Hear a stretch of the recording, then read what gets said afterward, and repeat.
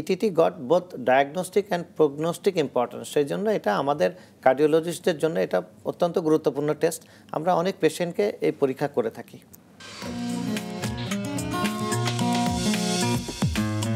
আমাদের সাথে দর্শক আছেন একজন, আমরা তার কথা শুনি। হ্যালো দর্শক, আপনার পরিচয় দিয়ে প্রশ্ন করুন। হ্যালো, আমার নাম সুমন, আমি শেরপুর থেকে বলছি। জি, আমি কার্ডিওমায়োপ্যাথি, আমার রোগ হলো কার্ডিওমায়োপ্যাথি। ওই প্রথম আমি হার্ট ফাউন্ডেশন দেখাচ্ছিলাম, ওখানে আমার এন ব্লক এবং বেটা ব্লক ছিল। তারপরে আমার হার্টের কার্যক্ষমতা 29% আইসা বলছিল। পরে আমার এই উপজেলা মেডিকেলে দেখাচ্ছিলাম এক ডাক্তার কার্ডিওলজিস্ট। উনি আমার ইকোস্পেন দিছে, বেটা লক না, ওই যে বালমোর জার্ডিয়ান, পরে এরকম ওষুধ দিতে। আমার এখন ভয় লাগে, মানে আমি নদী দেখলে, পাহাড় দেখলে, মানে বিল্ডিং দেখলে ভয় পাই।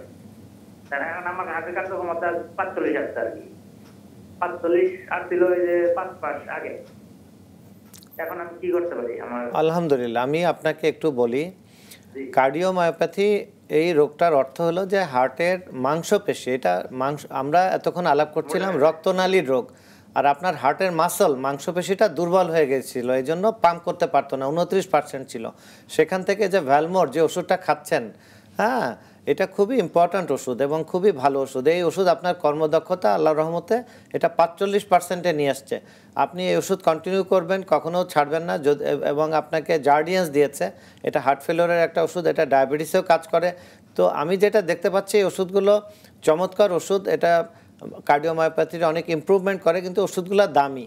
এখন দামের কারণে আপনি ওষুধটা বন্ধ করবেন না। কোনো কারণে যদি আপনার এটা খেতে অসুবিধা হয় তাহলে ওর বিকল্প ওষুধ আছে। সুতরাং আমার আপনার প্রতি পরামর্শ থাকবে ওষুধগুলো কন্টিনিউ করা। আর পাহাড়, নদী, ব্রিজ এগুলো থেকে ভয় পাওয়ার কোনো কারণ নেই। আপনার দুর্বল হার্ট তো সবল হয়ে গেছে, 29 থেকে 45%, অনেক ইমপ্রুভমেন্ট হয়েছে, প্রায় 50% বেড়ে গেছে। আপনি ভয় পাবেন না, আপনি সাহস রাখবেন এবং আল্লাহকে স্মরণ করবেন, ডাক্তারের শরণাপন্ন হবেন, ওনার ফলোআপে থাকবেন। ওনারা আপনাকে খুব সুন্দর চিকিৎসা দিয়েছে। আমি আপনার চিকিৎসায় অত্যন্ত খুশি হয়েছি। আপনি ভালো থাকবেন। জি দর্শক, আপনাকে ফোন দেওয়ার জন্য ধন্যবাদ। আমরা আলোচনা করছিলাম যে আপনারা কি কি পরীক্ষা করে থাকেন। এর মধ্যে আমাদের একজন দর্শককে আপনি বলছিলেন যে ইটিটি করা হয়েছে কিনা, ইটিটির বিষয়ে জানতে চাচ্ছিলেন। এই ইটিটির গুরুত্ব কতখানি? জি, ইটিটি এটা পুরা অ্যাব্রিভিয়েশনের মানে টার্মিনোলজি হচ্ছে এক্সারসাইজ টলারেন্স টেস্ট। মানে একজন সুস্থ সমর্থ মানুষ সে কতটুকু exercise without any symptom, chest pain, শ্বাসকষ্ট এবং অ্যাবনর্মাল প্যালপিটেশন ছাড়া করতে পারে, ওনার ফাংশনাল ক্যাপাসিটি কত, এর জন্য আমরা ইটিটি করি। ইটিটি করার মাঝখানে তখন যাদের হার্ট কম্প্রোমাইজ থাকে, হার্টে ব্লক আছে বা হার্টের রুগী, ওনাদেরকে দেখা যায় যে ইসিজিতে চেঞ্জ আসে। আমরা বলি এসটি ডিপ্রেশন, টি ইনভার্সন, প্যালপিটেশন, অ্যাবনর্মাল অ্যারিথমিয়া আসে। তখন আমরা ধরি যে এই ব্যক্তির মানে হৃদরোগ আক্রান্ত। সুতরাং ইটিটির একটা ডায়াগনস্টিক ভ্যালু আছে, আর একটা হলো প্রগনোস্টিক। সাপোজ কারোর হার্ট অ্যাটাক হয়ে গিয়েছে, কিন্তু উনি এতটা 8 মিনিট ইটিটি করতে পারে, 8 মিনিট ব্যায়াম করতে পারে বা 9 মিনিট ব্যায়াম করতে পারে, মানে ওনার ফাংশনাল অ্যাসেসমেন্ট অনেক বেড়ে গিয়েছে। হার্ট অ্যাটাকের সময় উনি দুর্বল ছিলেন, এখন উনি আস্তে আস্তে পর্যায়ক্রমে স্বাভাবিক জীবনে ফেরত আসছেন। সুতরাং ETT goat both diagnostic and prognostic importance. সেই জন্য এটা আমাদের কার্ডিওলজিস্টদের জন্য এটা অত্যন্ত গুরুত্বপূর্ণ টেস্ট। আমরা অনেক পেশেন্টকে এই পরীক্ষা করে থাকি।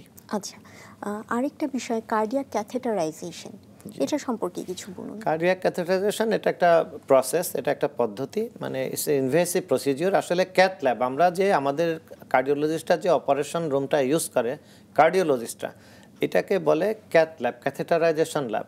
এটা লম্বা লম্বা ফাঁপা হলো টিউবের মাধ্যমে আমরা হাতের মাধ্যমে অথবা পায়ের মাধ্যমে এই লেন্থ, একটা বিভিন্ন লেন্থের হলো টিউব নিয়ে হার্টে এঙ্গেজ করে অ্যানজিওগ্রাম বা অ্যানজিওপ্লাস্টি করি বা বেলুনিং করি বা আরও অন্যান্য প্রসিডিওর করি। ক্যাথেটার ইনডিউসড যে সমস্ত পরীক্ষা করা হয় একে ক্যাথেটারাইজেশন বলা হয়।